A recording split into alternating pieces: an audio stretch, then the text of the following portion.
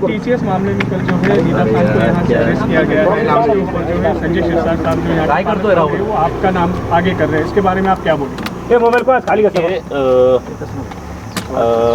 ये जो मामला है ये पिछले तकरीबन 1 डेढ़ महीने से भी देख रहे हैं, हम भी सुन रहे हैं और हमको भी समझ में आ रहा है कि कैसा ट्रायल बाय मीडिया चलाया जा रहा है इस मामले के अंदर। हर आरोपी को, मेरा मतलब ये है आरोपी एक्यूज्ड पर्सन को ये अधिकार होता है कि उसके ऊपर अगर कोई आरोप लगे है तो वो अदालत जा सकता है, बेल के लिए अप्लाई कर सकता है, अपना पक्ष अदालत के सामने रख सकता है।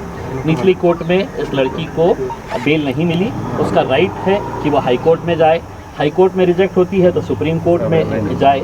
ये कानून का नियम है। इस लड़की के ऊपर महज आरोप है और उस आरोप के तहत अगर पुलिस ने उसको गिरफ्तार करके लेके गई है तो पुलिस अपना काम करेगी। न्याय प्रणाली, जुडिशरी जो है वो अपने लेवल के ऊपर अपना काम करेगी, उसके अंदर क्या सच्चाई है क्या गलत है करके।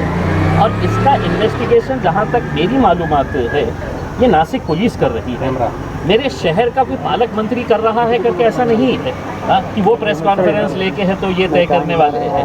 अगर उनको कुछ शिकायत है, उनकी कोई तकरार है तो वो पुलिस कमिश्नर के पास जाए, मुख्यमंत्री के पास जाए, वहाँ पे जाके शिकायत करे। लेकिन उन्हें ऐसा लग रहा है कि इतने टाइम से जो मैंने इनके भ्रष्टाचार के पलीदा खोला था पूरा, उसमें वो किसी तरीके से ऊपर नीचे मैनेज करके बच तो गए हैं। अब उन्हें लग रहा है कि ऊँट पहाड़ के नीचे आया है तो जितनी धुलाई कर सकते हैं धुलाई कर ले।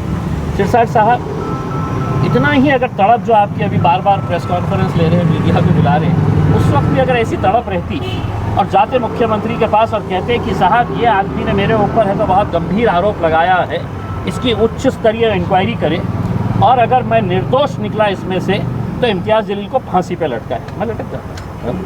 लेकिन आपने जो है इससे पहले मैं मुंबई में था, मुझे पूरी जानकारी है तो पुलिस के ज़रिए लेनी है कि क्या रोल है करके, हमारे कॉरपोरेटर का रहे या किसी का भी रहे है करके उसमें। लेकिन एक बात ये समझ लेना चाहिए कि एक होता है एक्यूज्ड को पूरा राइट होता है कि वो बेल ले करके है, और दूसरा होता है जिसके ऊपर क्राइम सिद्ध हो चुका है और वो गंभीर स्वरूप का अगर क्राइम होता है, डकैती का है, हत्या का है, टेरर एक्ट्स का है, ये बच्ची के ऊपर ये सब है क्या?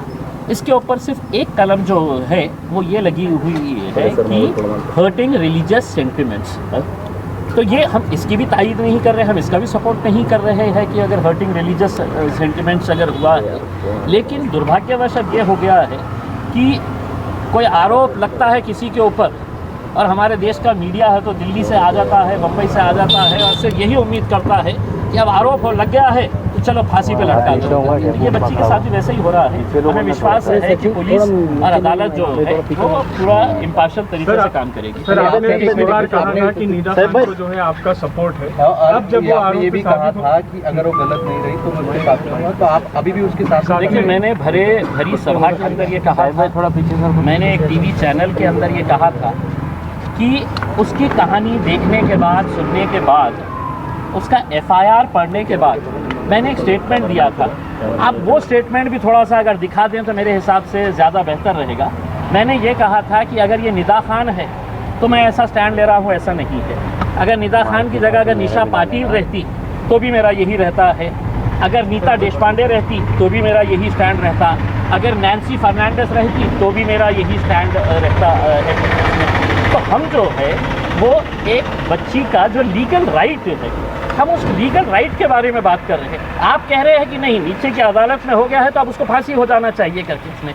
तो अनफॉर्चुनेटली ये जो मीडिया ट्रायल चल रहा है ये अगर हट गया तो मेरे हिसाब से वो बच्ची को 100% इंसाफ मिलेगा, हमें पूरा विश्वास है। सर, कुछ नेताओं का कहना है कि आपके पक्ष अब कुछ नेताओं की घटिया राजनीति के बारे में मैं नहीं कहने वाला हूँ, तो आप मुझसे ये सवाल करें ही नहीं।